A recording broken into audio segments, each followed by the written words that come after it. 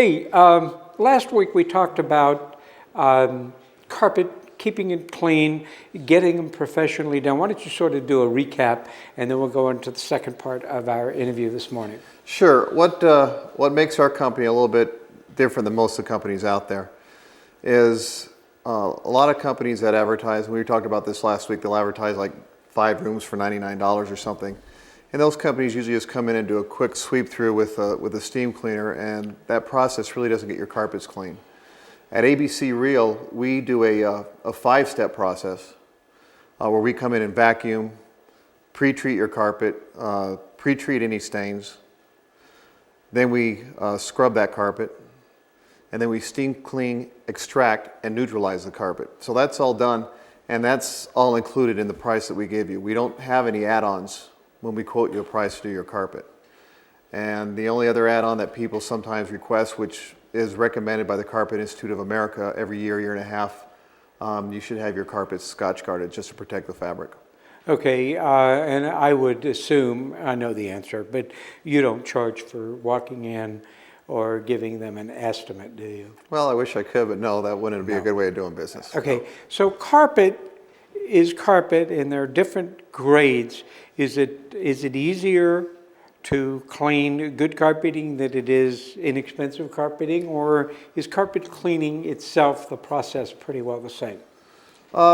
Depending on the fabrics, you sometimes have to change your process a little bit. For example, with wool fabrics, you use a little bit different process. And actually, more expensive carpet is usually a thicker nap. Mm-hmm. And so it's a little bit more challenging to get down to the base of the carpet.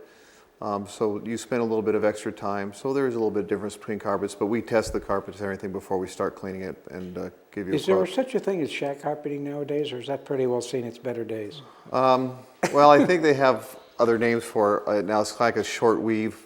Okay, but one of the other big things changes in carpets over the last 10 years is Berber carpeting and types of carpeting that is patterned. Does that present different problems as well? The fact that it's not all, we have some carpeting down here that's all one level, but do some of these carpets that have designs within the designs, does that make it more difficult because of the color and the hue of the carpet? No, and you test the carpets before you actually start cleaning that, so you avoid any problems. So you test the materials, because not all the materials are the same, but we are professionals, and we're rated by the Carpet Institute of America. So we are professionals, and we guarantee that your carpets will be the most thorough cleaning job that you've ever had, or if not, we'll do it for free. 292-4335. People clean carpets. What about tile, travertine, and grout, and things like that in the kitchen areas? Is that I know your company does it, but you probably would need that less often than you would a carpet cleaned. Yes, you would. Maybe a once a year for a good cleaning, but if you, with travertine and tile, and this weekend I'd like to stick a little bit more with the tile and grout. Okay, let's go with the tile and grout. Basically, because tile and grout, it can be on your floor, or sometimes even have tile and grout on countertops. Especially with some of the homes that are older, or some of these resale foreclosed homes. Many times, instead of replacing that countertop or replacing the tiles, all they really need is a thorough cleaning. Really? Yes.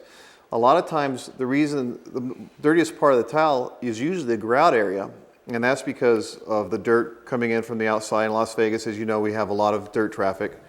But also, when people are cleaning, they're taking that dirty mop water and rinsing that tile off, and that dirty mop water gets into the grout. So basically, that grout is being porous. It is just like a sponge, and it takes in all that dirt. And next you know, you've got dirty grout lines.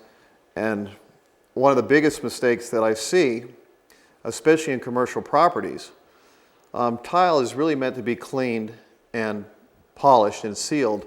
And there are so many places that I see that are using wax on tile. That's not what you do. That's not the way you treat a stone. It's not made for it, and it creates several problems. One of the big problems that I noticed, and you may have noticed too, is I've gone to some nice restaurants here in town, and you get to the bathroom and they have the sprayers in the corners and everything else, sanitize, supposedly give a room a sanitary, but there's still that smell in there. And one thing I don't like is going to a restaurant and then going to the bathroom and somehow that bathroom just doesn't smell clean to me. One of the reasons that happens is because they have these cleaning crews that really don't know how to work with tile and grout. And what they're doing is they're using those mops, putting that dirty water with that bacteria, that grout soaking it up, and then after the grout has soaked it up, they turn around and wax that floor. So that bacteria can just sit there and just manifest in there inside the tile and the grout, and with the wax over it, you're just repeating the process week after week or month after month, and it's just a buildup. The new way to clean and the efficient way to clean, and you may have seen in a lot of the TV commercials, is with high pressure, hot steam. You're not using harmful chemicals, you're killing the bacteria, you're killing the fungus, and that's the only real way to clean tile and grout. And you have the machinery to do that? In fact, we have a machine called the spinner, and it's like a hood over high pressure nozzles. We'll come in there with hot water steam, clean the tile and grout, and extract the dirty water at the same time. That's interesting. So I guess you would, and not just because it's money for your company, but you would recommend anybody who buys a house today, one of the first things they should do before they move the furniture in is to have them clean that carpet and do the tile and the travertine work in advance, because that's almost an insurance policy that that house is going to be in good shape for a long time. Yeah, and especially if this, again, if it's one of these foreclosed homes, a lot of times we can come in and save you money by coming in, and instead of, as I said before, instead of replacing that tile or that countertop, let's see if we can clean it. A lot of times just a good steam clean and sealant could restore that countertop and that tile and make it look brand new. Okay, this is really a dumb question, but on the grout, let's say in a small kitchen where you've got the tile flooring or the travertine, a lot of people just take a toothbrush and then do it themselves. That just is a kind of laborious way of doing it, is it not? Must be that marine training or something, huh? Oh, yeah, absolutely. Okay. That really doesn't get the job done because you're still dealing with that dirty water. I got you. And the toothbrush and the chemicals aren't going to work. You need to get in there with steam extraction, break up that bacteria, break up that dirt, pull everything out while it's broken up instead of laying it back in there, which our tools do. And then after it dries, you need to come in and seal it. Good. That way, after it's sealed, the dirty water, if you want to just clean it with a solution of hot water and ammonia, you'll be fine. Go for it. Okay, telephone number one more time, Rich. 292-4335. Good, thank you.